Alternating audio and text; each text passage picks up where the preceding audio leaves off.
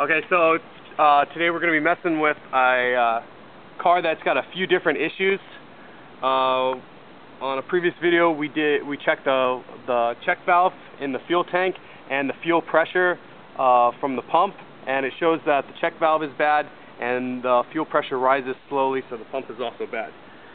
This confirms a slow climb, and now we're going to start the car, and it also has suspected rod knock, which hopefully you'll be able to hear.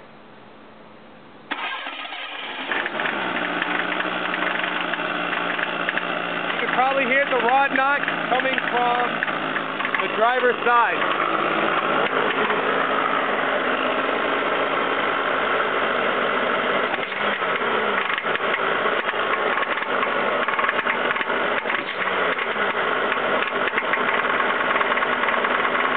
Hopefully you can hear it on the video.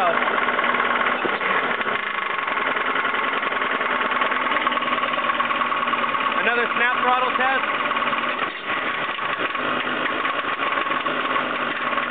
That clacking noise, not good.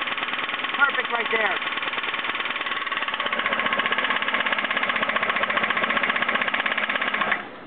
Perfect right there.